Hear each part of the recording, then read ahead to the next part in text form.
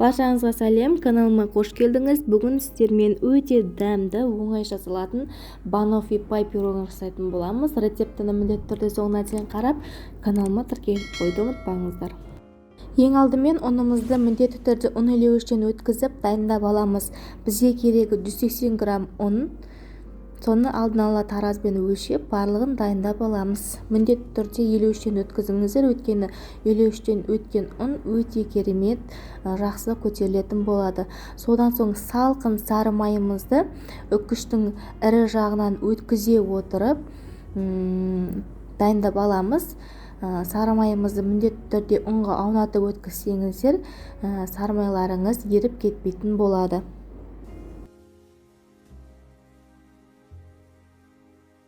Содан соң қолымыздың көмегімен ұн мен сары майды ысқылай отырып, крошка жасап алатын боламыз. Екеуін жақсылап араластырып, крошка жасап алыңыздар. Бізде песочный тесто шығуы тиіс.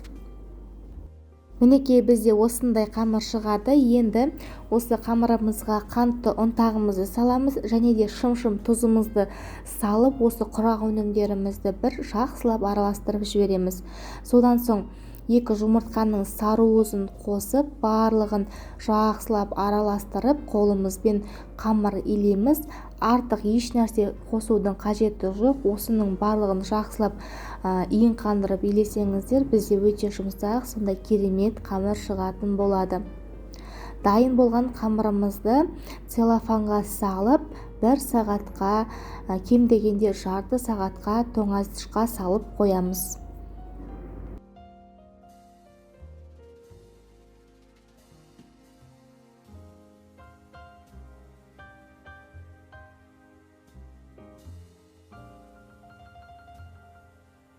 Сағат өткеннен соң пергамент қағазы төселген формамызға қамырымызды бір тегіс етіп жайып, шетіне бортиктар шығаратын боламыз.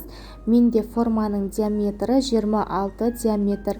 Жақсылап қамырымызды бір келкі етіп, барлық жерін бірдей етіп жаямыз, және де шетіне міндетті түрде бортиктар шығаруды ұмытпаңыздар.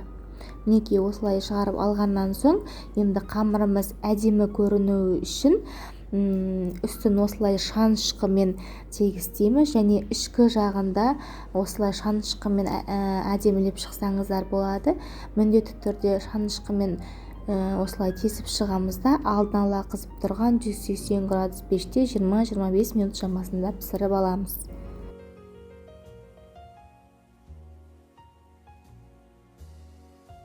Қамырымыз пісіп шыққаннан соң, пышақтың көмегімен кішкене жан-жағын босатып аламыз да, формадан босатып, осы қамырымызды толықтай суытып қоямыз.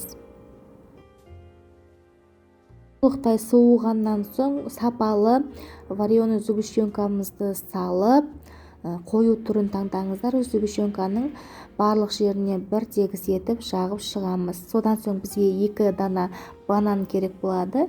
Бананды қабығынан ашып, дөңгелек етіп осылай кесіп шығып, пирогтың үстіне бір келкі етіп тізіп шығамыз. Бананымызды әдемілеп барлығын орналастырып алғаннан соң, кремін дайындайтын боламыз. Салқын сливкеге қантты ұнтақты салып, миксердің баяу жылдамдығынан жоғары жылдамдыққа көтере отырып, креміміз қоюланғанша өзінің формасын жақсы ұстағанға дейін миксерлейміз. Мінекей бізде осындай қою, өзінің формасын жақсы ұстайтын крем шығады.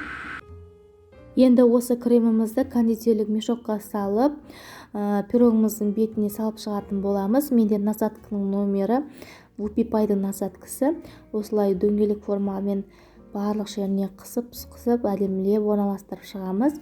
Содан соң пирогтың бетіне кішкене какао сеуіп әсемдесеңіздер, өте әдемі көрінетін болады. Осымен біздің өте оңай әрі дәмді пирогымыз дайын. Сіздерге міндетті түрде жасап көрулеріңізге кеңес беремін. Өте дәмді болып шығады. Назар қойып рецептіні соңына дейін қарағандарыңызға рахмет. Каналыма тіркеліп қоюды ұмытпаңыздар.